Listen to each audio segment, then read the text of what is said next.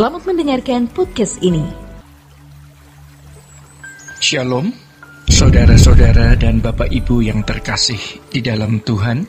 Kebenaran saat ini berjudul prestasi rohani.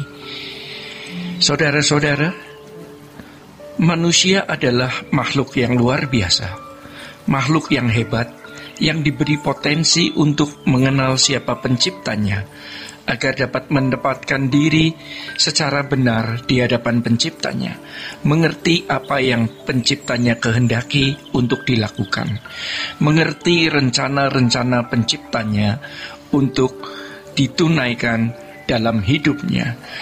Sekaligus terkait dengan hal ini, manusia diberi kemampuan untuk mengenal dirinya sendiri. Pengenalan akan Allah yang besar itu berkait dengan pengenalan akan diri sendiri. Orang yang mengenal Allah dengan benar akan mengenal diri sendiri dengan benar pula. Orang yang mengenal diri sendiri dengan benar akan pasti bisa menempatkan dirinya sendiri secara benar di hadapan penciptanya, memperlakukan khalik penciptanya dengan benar, memperlakukan orang lain dengan benar, memperlakukan alam sekitarnya di mana manusia harus bertanggung jawab dengan benar, dan ia tentu juga dapat memperlakukan dirinya dengan benar pula. Itulah sebabnya hal mengenal Allah harus merupakan satu-satunya agenda hidup kita. Seandainya Adam dan Hawa sebagai nenek moyang manusia tidak jatuh dalam dosa, mereka dapat mengenal Allah dengan benar dan dapat menempatkan diri dengan benar di hadapan Allah. Secara otomatis, pengenalan tersebut akan terwariskan kepada anak cucu dan keturunannya tanpa pergumulan yang berat. Tetapi berbeda dengan keadaan kita hari ini, di mana manusia telah rusak sehingga tidak mengenal penciptanya secara benar. Karena tidak mengenal Allah penciptanya yang juga Bapanya secara benar, maka ia juga gagal mengenal dirinya sendiri. Sebagai buktinya, orang tidak berusaha untuk menjadi seseorang seperti yang Allah kehendaki. Sebaliknya, manusia pada umumnya atau hampir semua manusia berusaha menjadi seseorang seperti yang dipolakan oleh dunia. Saudara-saudara, ironis ya, hampir semua manusia berjuang untuk menjadi seseorang seperti yang dia lihat, yang dia kenali, dan yang dianggap bernilai karena tampak bahagia, dirasa bahagia, tersanjung, terhormat, dianggap penting. Tetapi mereka tidak berjuang menjadi seseorang seperti yang dikehendaki. Dan inilah yang dimaksud dengan hidup berjalan di dalam gelap. Di dalam Injil Yohanes pasal 1, firman Tuhan mengatakan, dalam Dia ada hidup, dan hidup itu adalah terang manusia. Maksudnya hidup di sini adalah kualitas hidup yang Allah kehendaki, yang Allah Bapa juga miliki, karena manusia diciptakan bukan hanya menurut gambar Allah, melainkan juga memiliki pikiran dan perasaan seperti Allah juga memilikinya.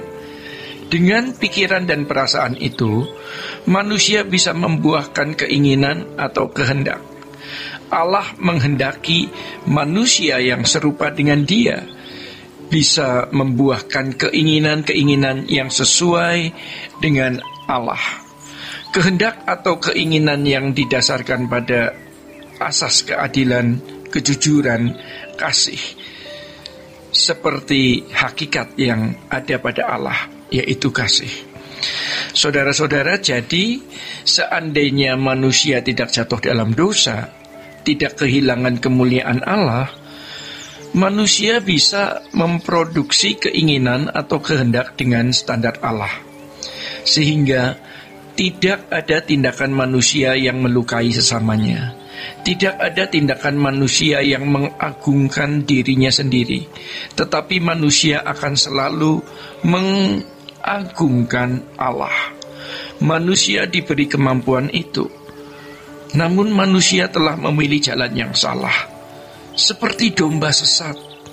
Kalau dikatakan domba sesat, bukan hanya berarti tidak pernah ke rumah ibadah, atau perilakunya bejat, melanggar moral, atau tatanan etika umum.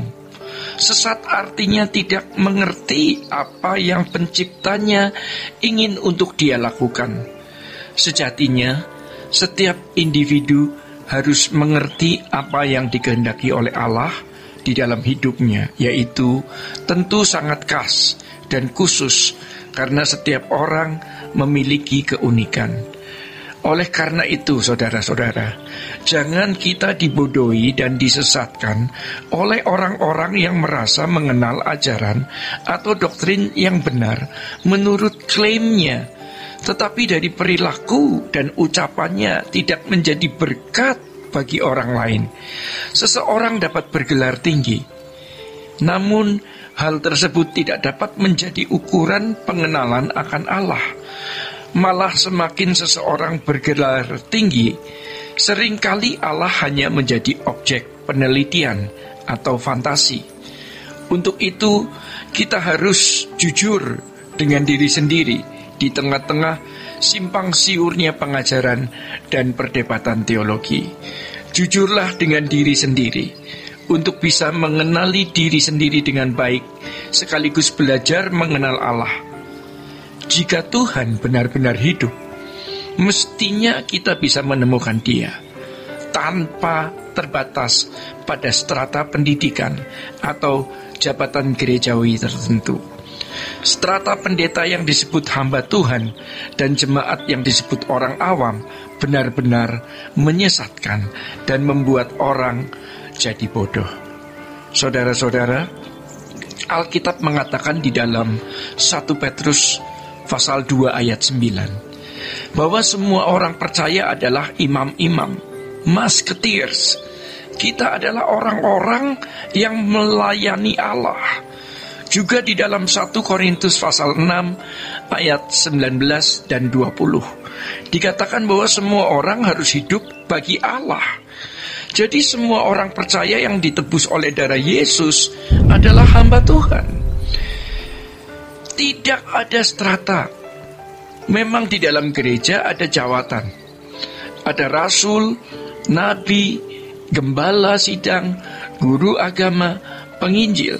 Tetapi dalam kerajaan Allah, semua kita duduk sama rendah, berdiri sama tinggi, tergantung prestasi rohani masing-masing. Oleh sebab itu carilah Tuhan. Jangan hanya memiliki pengalaman liturgi di gereja, lalu merasa sudah berjumpa dengan Tuhan di gereja. Jangan beranggapan bertemu Tuhan adalah karunia khusus untuk orang-orang tertentu. Saudara-saudara, demikian kebenaran saat ini. Tuhan Yesus memberkati. Sola Gracia.